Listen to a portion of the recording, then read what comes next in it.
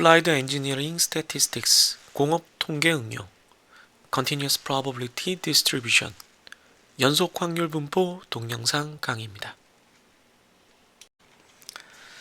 네, 저의 외식 인생 30년을 돌아보는 고등학교 때 이제 떡튀순을 많이 먹게 됐다고 얘기를 했는데 또 이제 다른 그 고등학교 때 제 외식의 한 축은 제가 경북 문경이라는 소도시에서 이제 경북 포항이라는 곳으로 이제 진학을 하게 됐는데 물론 뭐 포항도 대전에 비하면 그리고 서울에 비하면 아주 작은 도시지만 어쨌든 경북 문경에서 이제 포항으로 갔으니까 인구가 거의 10배 차이 나는 도시로 간 거거든요. 제가 부모님 댁이 그때 같이 이사를 갔었어요. 네.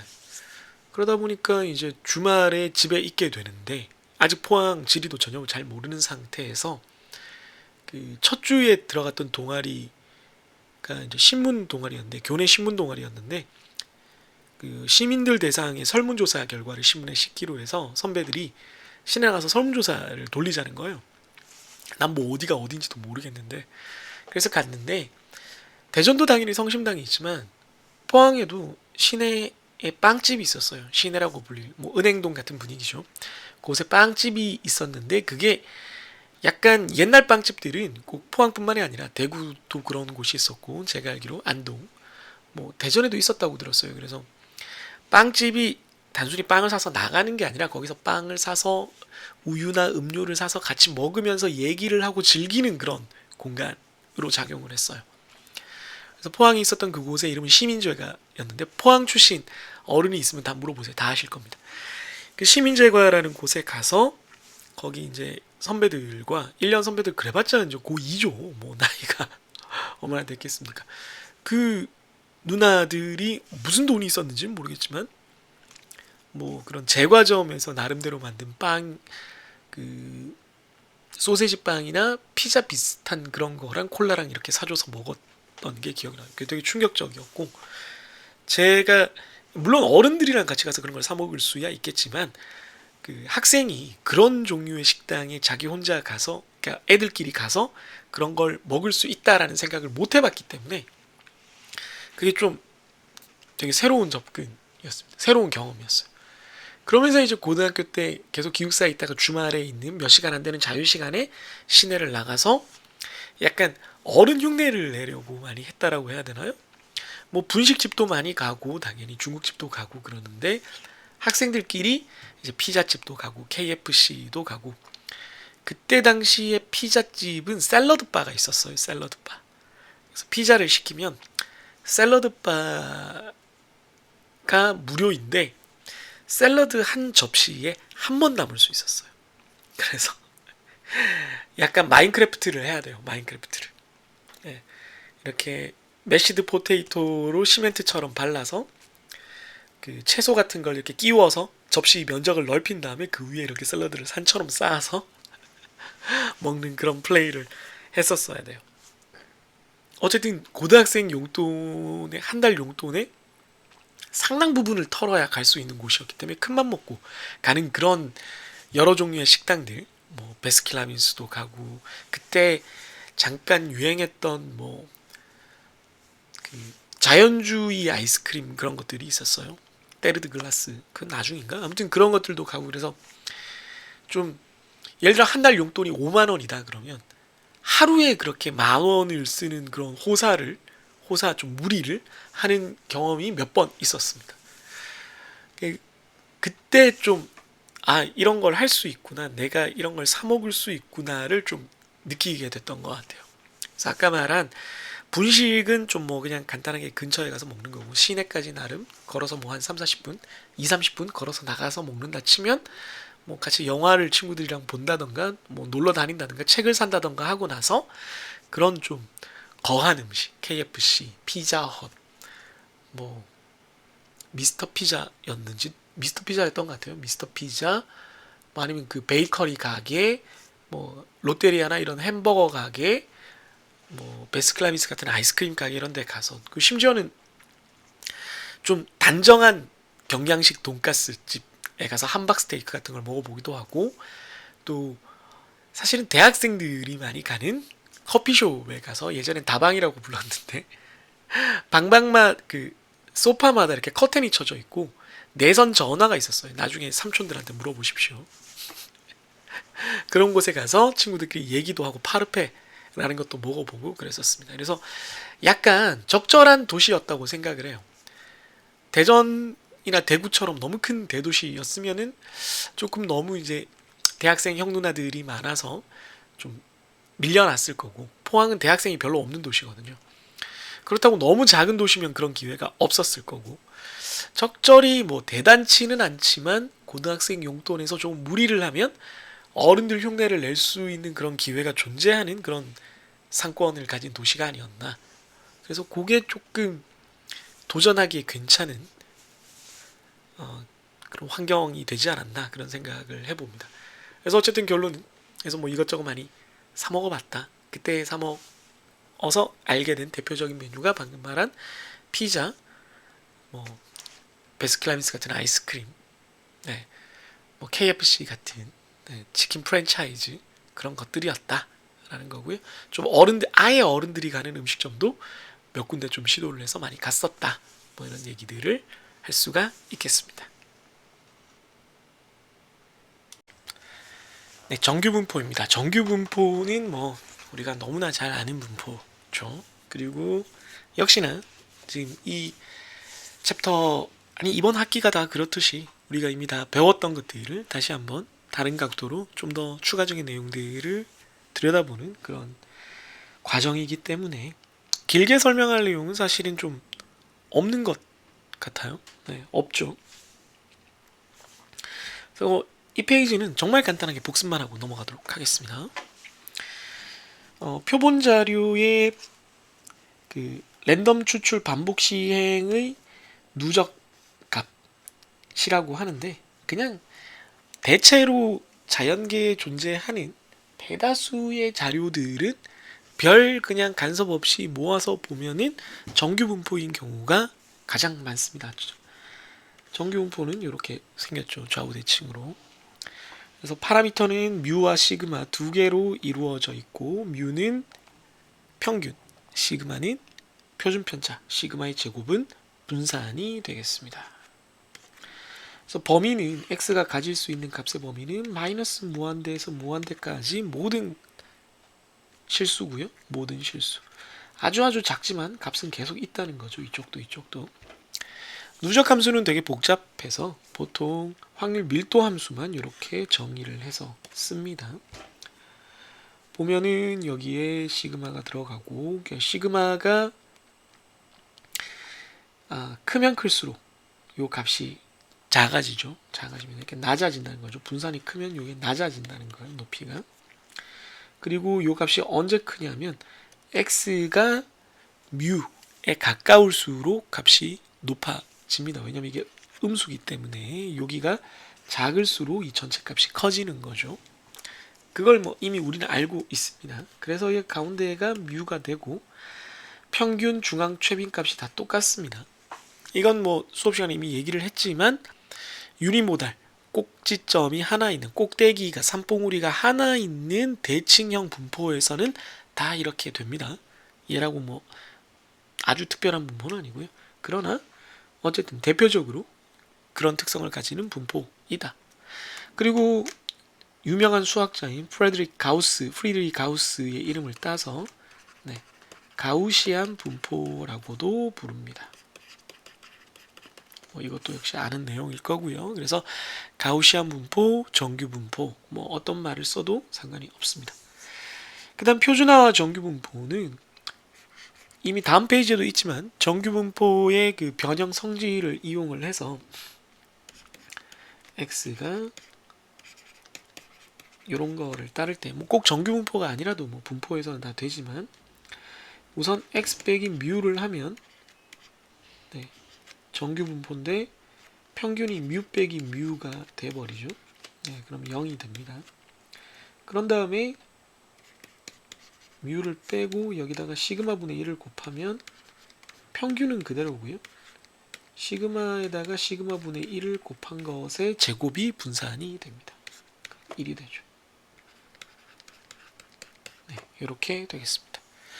그래서 어떤 변수든지 걔가 정규 분포를 따르고 있다면 평균을 빼주고 표준 편차로 나눠주면 표준 정규 분포로 변환이 된다는 거를 알 수가 있습니다.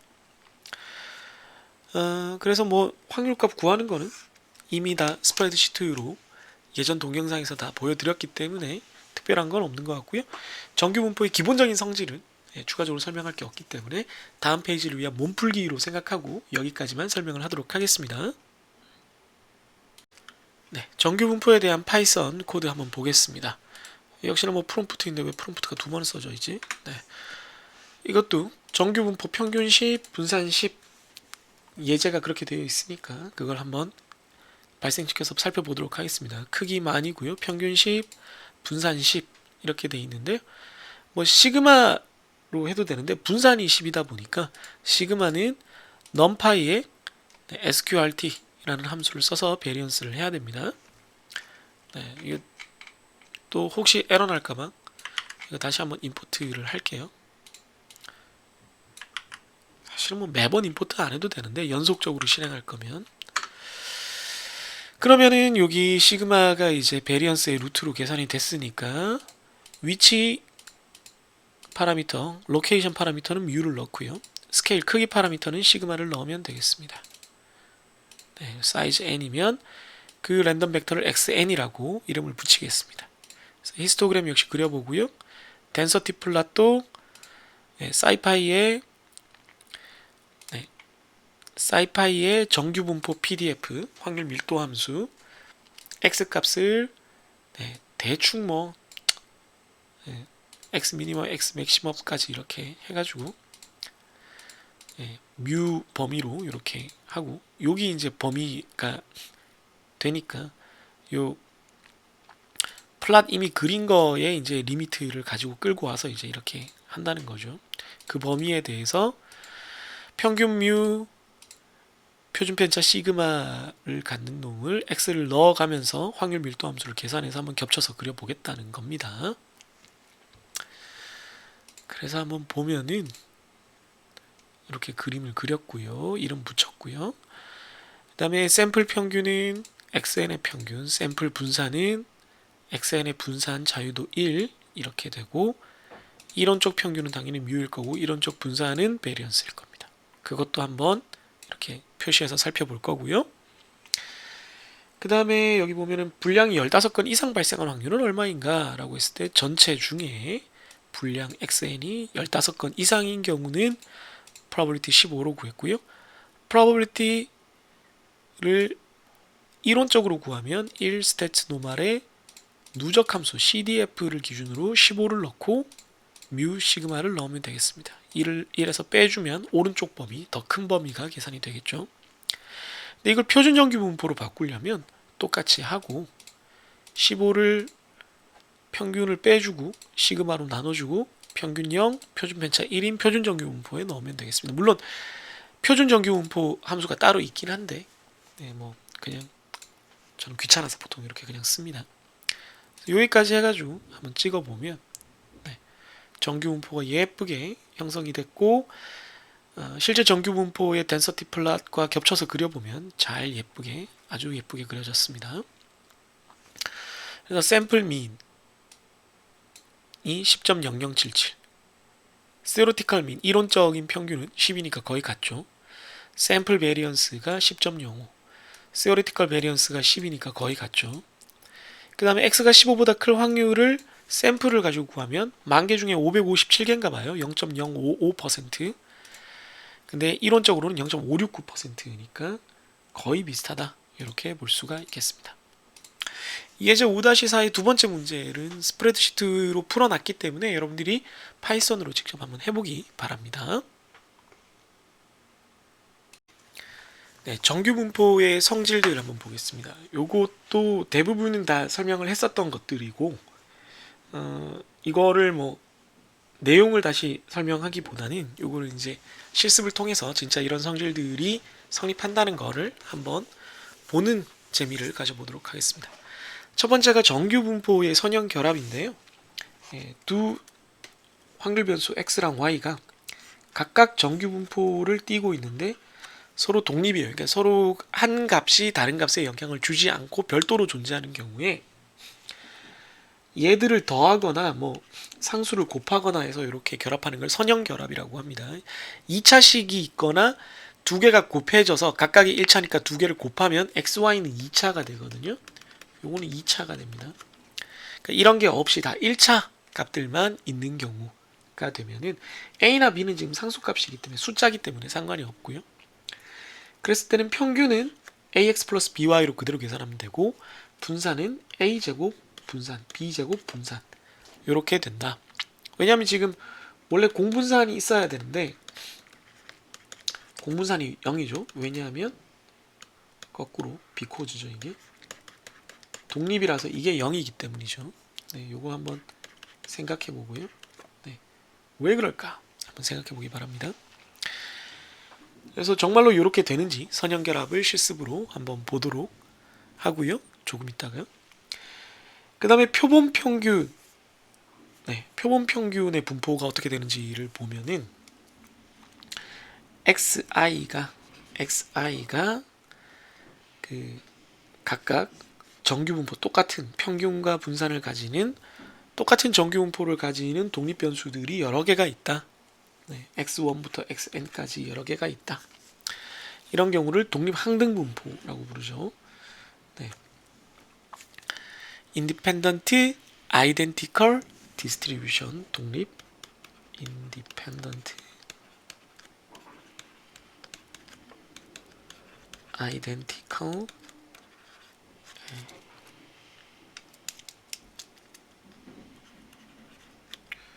Distribution 이거 뭐 그냥 IID 검색하면 나와요. 그러니까 서로 독립적인데 분포 형태는 똑같은 거죠. 그러니까 같은 분포에서 계속 랜덤 변수 뽑아냈다라고 생각하면 됩니다. 그걸 여러 개 모아서 평균을 구한 x바는 역시 정규분포를 따르는데 평균은 똑같은데 분산이 n분의 시그마로 줄어든다. 즉 표준 편차가 n분의 루트 n분의 시그마가 된다. 이렇게 줄어든다. 루트 m을 나눠준 것만큼 점점점 줄어드는 거예요. 그러니까 샘플의 크기가 크면 클수록 이 분산의 폭이 좁아지는 걸 우리가 확인을 할 수 있습니다. 잠시 후 한번 볼게요. 이것도. 그 다음 더 나가서 위에서는 지금 이게 적어도 정규 분포를 따르고 있는 경우를 얘기를 했는데 중심극한 정리는 여기에 분포가 뭐가 되든 상관없어요. 평균이 뮤이고 분산이 시그마 제곱이기만 한 놈이 있으면 걔네들을 여러 개 모아서 똑같이 또 평균을 하면은 데이터가 충분히 많아지면은 걔네들의 평균은 데이터가 충분히 많을 때 역시나 똑같이 표준 정규 분포를 따르고 똑같이 분산도 n분의 시그마 제곱이 된다라는 겁니다. 요게 중심극한 정리 Central Limit Theorem CLT라고 부릅니다. 이걸 가지고 우리가 모집단을 추정을 해요. 모집단의 분포가 뭐건 간에 그 표본 평균의 분포는 항상 정규 분포다라는 걸 이걸 통해서 우리가 가정을 하고 추정이나 가설 검정을 할 수 있는 겁니다. 그 다음에 이항 분포와 포화송 분포 둘 다 우리가 특히 산업공학에서 이거 품질검사에서 개수형 품질검사에서 많이 쓰는데 그럴 때 얘네들을 정규 분포로 근사시킨 다음에 가설 검정도 하고 뭐 이렇게 어떤 값의 기준을 찾기도 하고 그러거든요. 그래서 이항 분포 같은 경우는 바이노미얼 NP인 경우에 평균이 NP고 분산이 NPQ 즉 NP 곱하기 1-P가 되니까 그대로 정규 분포로 적용을 하면 되고요. 포화송 분포 역시 포화송 람다인 경우 평균이 람다, 분산이 람다니까 그대로 적어주고 정규 분포로 치면 역시나 정규 분포를 그대로 찾을 수가 있습니다. 단 이때 이항 분포 같은 경우는 데이터 그 시행 횟수 스몰 n이 샘플 크기가 되게 커야 되고 포화송 분포는 람다가 커야지 이제 충분히 왜냐면 0으로 왼쪽이 잘려 있으니까 이산항률 분포들은 여기가 잘려 있기 때문에 이게 이쪽으로 좀 이동을 해야 이렇게 좌우 대칭으로 잘 만들어져요. 그런데 이게 P가 X가 어떤 스몰 x보다 작다는 걸 하고 싶을 때 이걸 정규분포 근사로 한다 그러면 X에다가 0.5를 더해줘야 됩니다. 왜냐하면 이산확률 분포에서는 이렇게 되거든요. 이렇게. 네. 그럼 이산확률 분포에서 예를 들어 이게 1, 2, 3이다. 그럼 3보다 작거나 같다인데 이게 그래프를 그렸을 때 생각하면 이렇게 지나가잖아요. 2라고 하죠. 2보다 작거나 같다라고 하면 영역이 이 영역인데 이거를 연속확률 분포의 입장에서 생각했을 때는 2를 하면 이렇게 가운데가 돼버려서 너무 굵다. 가운데를 이렇게 자르는 게 돼버려서 여기잖아요. 2가 요 막대 오른쪽 반은 포함을 못 시키게 돼요. 그래서 2.5까지로 해야지 2라는 막대기가 어떻게 된 건지를 크게 보면은 2가 이렇게 생겼는데 여기고요. 파란색 선이 이렇게 지나가고 있으니까 이 초록색 막대와 파란색 막대가 거의 비슷하게 하려면은 여기까지 포함을 해야 되는 거죠. 정규 분포 입장에서는 2.5까지 포함을 해야 비슷해진다.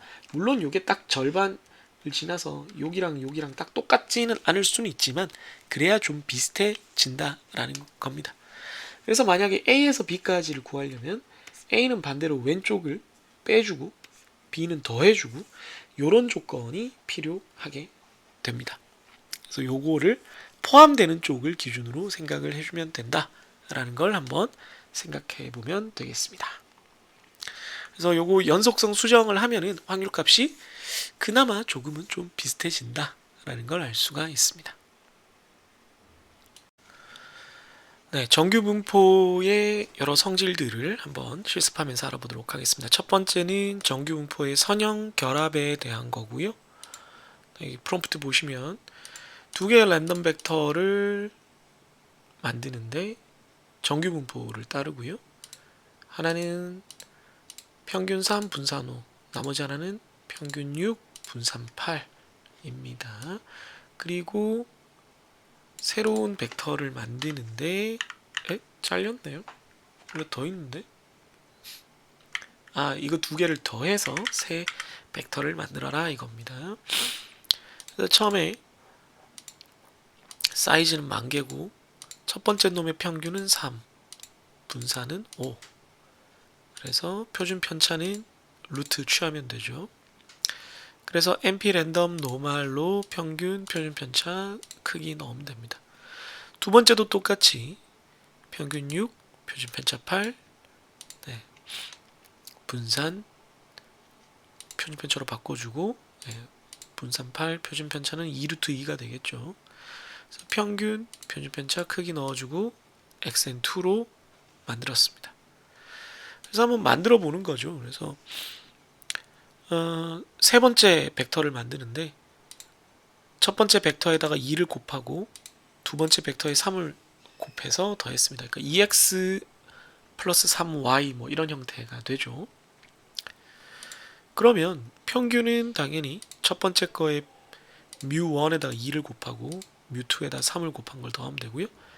베리언스 같은 경우는 2의 제곱 첫 번째 베리언스, 3의 제곱 두 번째 베리언스 이렇게 됩니다. 그냥 4와 9를 곱해도 되지만 여러분들한테 직관적으로 보여드리려고 그런 거고요. 네.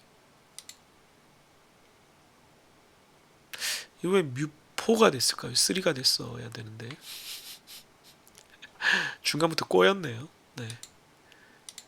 xn3인데 mu4가 돼버렸네요. 네. 아니지. 그래서 이론적인 거를 이제 평균 분산을 구해서 이거는 그냥 해본 거고 이론적으로 얘네들의 평균과 분산 세팅을 이렇게 미리 계산을 해서 스퀘어 루트 한 다음에 그걸 따르는 평균이 2와 3 2배, 3배 된 걸 분산도 4배, 9배 된 거를 해서 그 정규 분포를 따르는 랜덤 벡터를 만들어서 그 경우는 xn4로 하겠다. 그럼 얘랑 같아야 되는 거거든요. 랜덤 벡터를 그냥 이렇게 더한 거랑 그럼 평균과 분산이 이렇게 될 테니까 그걸로 아예 랜덤 벡터를 새로 만든 거랑 값은 다르겠지만 10,000개가 모였을 때는 분포가 비슷할 거다 라고 해서 density plot을 그려서 한번 비교를 해보는 겁니다. 그래서 비교를 해보면 뭐가 문제야?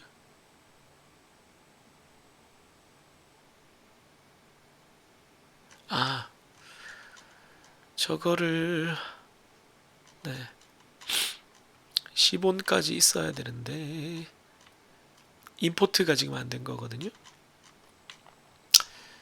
10원이 어디쯤 있나요? 10원이 한 번도 없었어? 지금까지 어떻게 돌아간 거야? 아, 여기 있네요. 네. 요걸 가지고 하면 될 것 같습니다. 여러분 좀 어지럽겠지만 저는 돌아가겠습니다. 네. 뭐 필요 없는 것도 있을 것 같은데 일단은 다 넣었고요. 네. 이게 필요 없는 거였구나. 그래서 보면 원래 xn1은 이렇게 생겼고요. xn2는 이런 분포를 따릅니다. 그런데 xn3, 그러니까 요 랜덤 분포를 가지고 계산을 한 놈은 초록색이고요. 걔네들 그렇게 결합을 했을 때 생기는 분포일 거라고 예상을 하고 랜덤 분포를 따로 발생시킨 놈은 빨간색입니다. 거의 겹치죠. 네, 거의 겹친다는 것을 볼 수 있습니다. 그래서 이론적으로 만든 분포에서의 랜덤 분포와 이거 두 개를 실제로 그렇게 2배, 3배에서 짬뽕한 분포는 같다. 선형결합이 실제로 성립을 한다라는 걸 우리가 알 수가 있습니다. 그죠? 두 번째, 표본 평균의 분포, 정규 분포를 가정했을 때 한번 보겠습니다. 여기 보면 프롬프트가 xn이라는 정규 분포를 랜덤 벡터로 만드는데 평균 10, 분산 15고요. repeatedly sampling, 반복해서 표본을 뽑으라는 거예요. 그 벡터에서 샘플 사이즈 20으로. 그래서 density plot을 그리라는 겁니다. sample means로. 샘플을 반복해서 뽑는데 그 샘플의 평균들의 분포를 그려보라는 거고요. xn의 분포랑 한번 비교를 해봐라 이겁니다. 그래서 우선 xn을 만들어야 되니까 평균 10, 표준 편차 15로 네, 좀 많이 했습니다. 이번에 10만 개 했네요. 10만 개짜리를 만들었습니다. 좀 오타를 쳤나 보네. 그래서 샘플 사이즈 20으로 하라 그랬는데 샘플 사이즈를 좀 바꿔가면서 했습니다. 네, 두 가지로 했어요. 네, 샘플 사이즈를 5로 한 경우랑 10으로 한 경우를 했습니다. 네, 그래서 샘플을 몇 번 뽑을 거냐? 2000번 뽑았어요. 그래서 샘플 1의 평균, 샘플 2의 평균을 여기다 저장을 할 거고요. 그래서 샘플 1은 xn에서 5개씩 뽑는 거고요. 그걸 평균을 해서 샘플 1의 평균이라는 변수에다가 넣을 겁니다. 샘플 2는 역시나 10개씩 뽑아서요. 샘플 2의 평균에다가 그 평균을 np민을 집어넣을 겁니다. 그 다음에 np5는 이론적인 분포를 보겠다는 겁니다. 이론적인 분포는 평균은 그대로고 시그마는 시그마 루트 5가 되겠죠. 루트 5로 나눈 거. 그러니까 샘플 1의 평균, 샘플 1 민과 얘랑 분포가 같아야 됩니다. 그래서 정말 같은지를 한번 보겠습니다.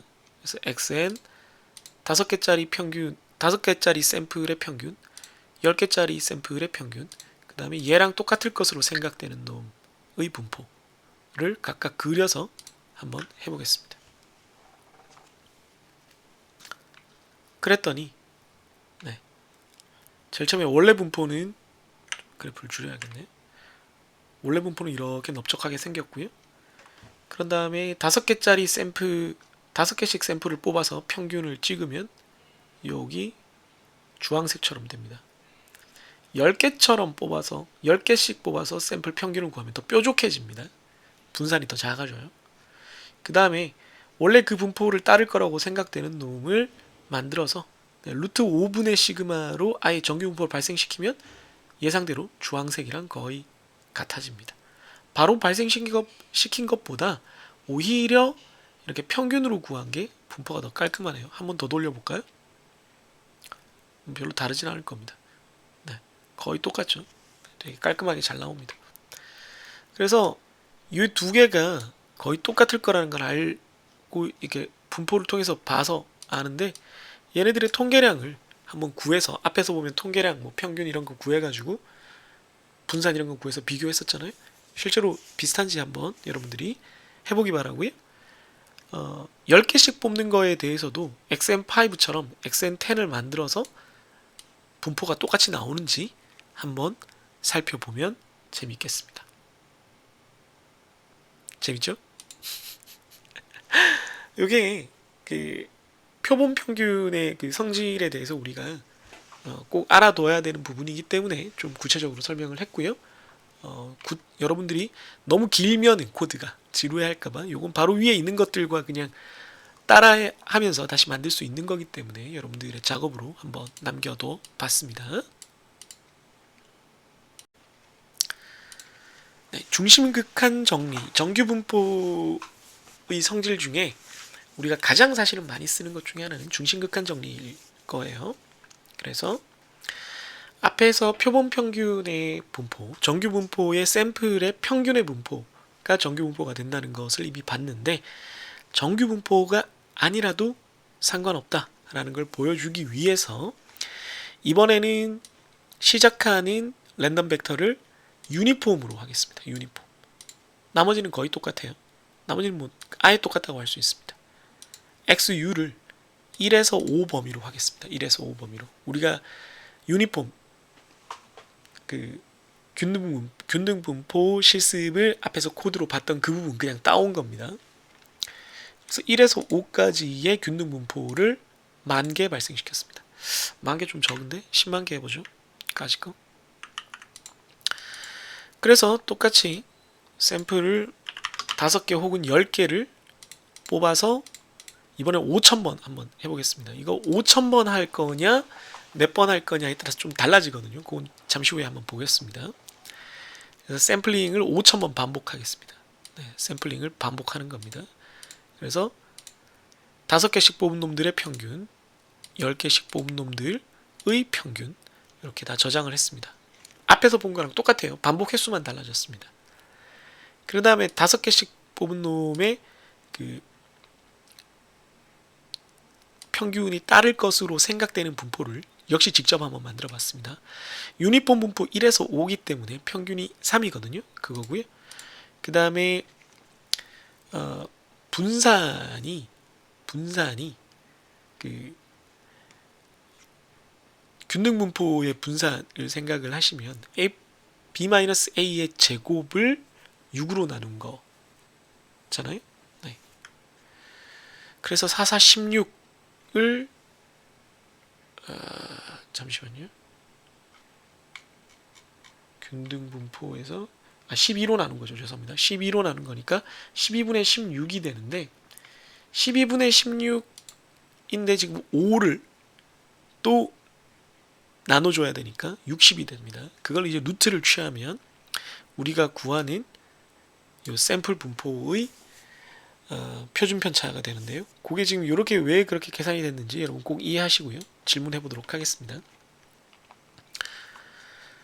그렇게 됐을 때 얘랑 얘가 똑같을 거라고 생각이 드는데, 진짜 그렇게 되는지 한번 그려보자는 거죠. 앞에처럼. 그래서 그려보면, 네. 원래는 균등 분포죠. 그냥 원래 생성된 분포는 균등 분포인데, 거기서 5개씩 뽑았을 때 걔네들의 평균 정규 분포 되고요. 10개씩 뽑았을 때 분산이 더 작은 정규 분포 되고요. 5개씩 뽑은 놈의 평균이 따를 것으로 생각되는 정규 분포로 그냥 발생시킨 거, 빨간색, 똑같습니다. 따라서 균등 분포에서 5개씩 샘플을 따서 평균을 취하면 정규 분포가 된다는 걸 시각적으로 확인을 할 수가 있습니다. 빨간색은 그냥 정규 분포로 발생시킨 거거든요. 똑같죠? 그랬을 때 XM5와 샘플 1의 통계량 역시 비교해 볼 수 있고, 이것도 샘플 10개 크기에 대해서도 정규 분포와 똑같은지 진짜 비교해 볼 수 있는데요.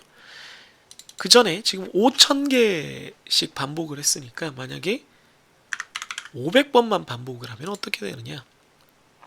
좀 짧겠죠, 아무래도. 그럼 아무래도 좀 울퉁불퉁해집니다. 반복 횟수가 적어지면은 이게 예쁘지가 않아요. 반복 횟수가 좀 많아야 잘 따르게 됩니다. 반복 횟수가 한 1000개 정도 되면은 이제 뭐 좀 데이터가 많아서 덴서티 플랫이 예쁘게 나와요. 예쁘게. 근데 보시면 5개보다 10개가 아무래도 좀 부드럽죠. 그럼 여러분 20개, 30개 한번 해보시면 샘플 크기에 따라서도 이게 좀 차이가 있는데, 샘플 크기에 따라서도 이게 샘플 크기, 샘플 사이즈에 따라서도 증가하면 증가할수록 정규 분포 그래프가 좀 부드러워집니다. 이렇게 직접 그리면서 한번 여러분 느껴보시기 바랍니다. 그 다음에 이제 이항 분포와 포화송 분포의 정규 분포 근사 하고 끝내도록 하겠습니다. 이건 뭐 사실 어렵지 않아 가지고요. 이항 분포 우선 N2000 P0.005에 대해서 이항 분포를 발생을 시켰습니다. 그걸 XB로 저장을 하고요. 요거에 해당되는 정규 분포를 한번 발생시켜서 똑같은지 보겠습니다. 평균은 NP일 거고요. 베리언스는 NP의 1-P가 될 겁니다. 지금 N을 이미 써버려가지고 사이즈에 N을 못 쓰고 따로 이렇게 적어주고 있습니다. 그래서 요 두 개 똑같은지 한번 찍어보고요. NP, 그러니까 바이노미얼로 이항 분포의 평균 구하고요. 이항 분포의 분산 구하고, 정규 분포의 평균 구하고요. 정규 분포 랜덤 벡터의 분산 구해서 비슷한지 한번 알아보는 겁니다. 게다가 예제 5-5를 봤을 때는 15개보다 클 확률이니까 이항 분포로 전체 중에 15개보다 큰 확률, 정규 분포로 15개보다 큰 확률, 정규 분포에 보정을 해서 연속성 보정을 해서 15.5보다 클 확률을 구해서 한번 비교를 해보겠습니다. 여기까지 쭉 했다고 치면 이항 분포가 아무래도 막대 그래프를 이제 선으로 이어놓은 거기 때문에 좀 울퉁불퉁하고요. 정규 분포가 살짝쿵 엇나가지만 대체로 비슷하게 나타납니다. 네. 그래서 보시면 평균 거의 같고요. 분산 거의 같고요. X가 15보다 큰 확률을 구하면 그냥 구하면 0.489인데 정규 분포로 그냥 하면은 좀 다르게 나와요. 그래서 보정을 살짝 해주면 이것도 뭐 여기서 이 차이나 여기서 이 차이나 뭐 그래도 이게 조금 더 가깝네요. 그죠? 약간 더 가까워지기는 합니다. 그래서 뭐가 좋은지는 모르겠지만 좀 비슷해졌다. 그래프를 다시 한번 그려보면 정규분포가 살짝씩 오른쪽으로 가는 걸 볼 수가 있습니다. 정확히는 이항 분포가 조금 비대칭으로 찌그러져 있는 그런 모습입니다. 이게 이항 분포가 0에서 시작하기 때문에 그래요. 이항 분포의 NP 평균값이 좀 더 큰 경우에 잘 됩니다. 마찬가지로 포화송 분포도 한번 정규 근사해 보도록 하겠습니다. 프롬프트 보면 있죠. 람다 10에 대해서 정규 분포도 평균 10, 분산 10짜리 분포를 발생시켜서 한번 비교해봐라. 이렇게 명령 아주 깔끔하죠. 간단하죠. 이거 사실은. 그래서 람다 그냥 하면은 이게 예약어가 있나봐요. 그래서 람다 밸류로 해서 람다 밸류를 10으로 했습니다. 그래서 뭐 그냥 L로 해도 되는데 일단 시키는 대로 했습니다. 포화송 랜덤 벡터 XP를 만들고요. 평균 10, 분산 10. 그래서 표준 편차는 루트 10이 되겠죠. 이걸 랜덤 노멀로 발생시켜서 XN에다가 넣겠습니다. 그래서 이거 두 개를 그래프를 그려봤는데요. 역시나 살짝 평균 10이라서 여기서 딱 끊기기 때문에 조금 모질한 것 같아요. 예를 들면은 이걸 20으로 바꾼다 그러면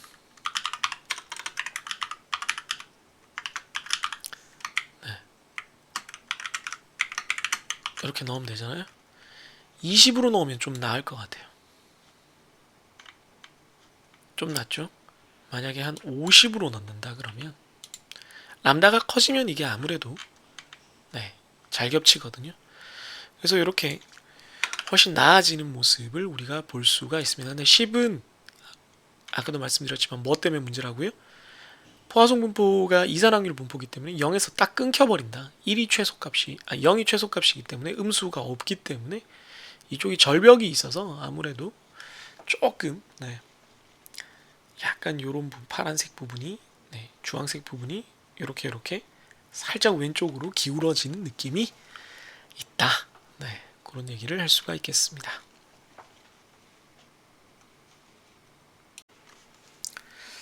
네, 도대체 이거 경상도 말로 치면 이거 어디까지 올라가는 거예요? 뭐 이렇게 하는 건데 진짜 그렇게 말하나 생각을 해보면 여학생들만 여자분들 특히 여학생들만 그렇게 얘기를 해요. 이거 어디까지 올라가는 거예요?